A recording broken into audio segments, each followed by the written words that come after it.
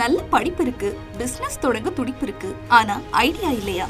ஏற்கனவே இருக்கிற பிசினஸ எக்ஸ்பேண்ட் பண்ண விருப்பமா? சுற்றுச்சூழல் பாதுகாப்பில் பங்கேற்கணுமா? உங்க எல்லாருக்குமே ஒரு சூப்பர் சான்ஸ். ஆகஸ்ட் 8, 9, 10 நடைபெறும் கோவை சுதேசி மேளாவில் கலந்துக்கோங்க. இடம் Kovai Rathnam hall, Pollachi main road, Eachanari, Coimbatore. மாறப்போகும் தலையெழுத்து உங்களுக்கு மட்டுமில்ல, இந்தியாவுக்கும் தான். உடனே ரிஜிஸ்டர் பண்ணுங்க. மேலும் தகவலுக்கு 9774111119 என்ற எண்ணை அணுகவும். விருதுநகர் மாவட்ட மக்களின் வளர்ச்சிக்காக நாடும் அமைச்சர் கீர்த்தனாவும் இணைந்து பாடுபடுவோம் என அமைச்சர் ஜெகதீஸ்வரி தெரிவித்துள்ளார்.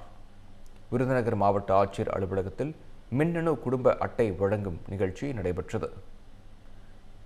இதில் அமைச்சர்கள் கீர்த்தனா மற்றும் ஜெகதீஸ்வரி ஆகியோர் பங்கேற்று பயனாளிகளுக்கு மின்னணு குடும்ப அட்டைகளை வழங்கினர். தொடர்ந்து நிகழ்ச்சியில் பேசிய அமைச்சர் ஜெகதீஸ்வரி, எனக்கும் அமைச்சர் கீர்த்தனாவுக்கும் எந்த கருத்து வேறுபாடும் இல்லை என கூறி சர்ச்சைகளுக்கு முற்றுப்புள்ளி வைத்தார். மேலும் விருதுநகர் மாவட்ட மக்களின் வளர்ச்சிக்காக நானும் அமைச்சர் கீர்த்தனாவும் இணைந்து பாடுபடுவோம் என உறுதிபட தெரிவித்தார்.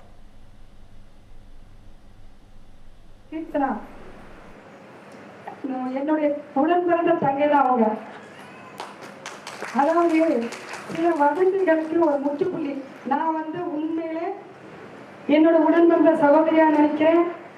அந்த பிள்ளை என்ன ஒரு அக்காவாக தான் நினைச்சுதான் நாங்கள் இந்த நாள் வரைக்கும் நாங்கள் பயணிக்கிறோம்.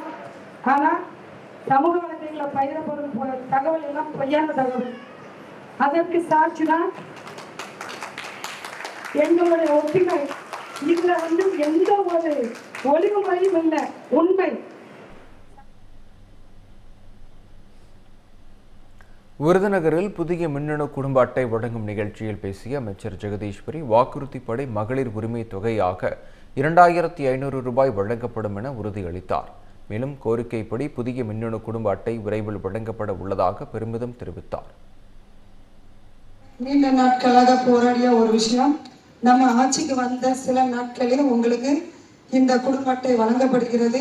நம்முடைய முதலமைச்சர் அவர்கள் வெகு விரைவாக நீங்க எதிர்பார்த்த எல்லா திட்டங்களும் ஒவ்வொன்றாக செயல்படுத்துவார்.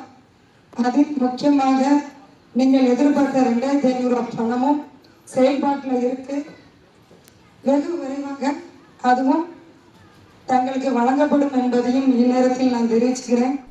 தமிழ் ஜனம் சேனலை சப்ஸ்கிரைப் பண்ணாம பார்த்துட்டு இருந்தீங்கன்னா மறக்காம சப்ஸ்கிரைப் பண்ணிடுங்க.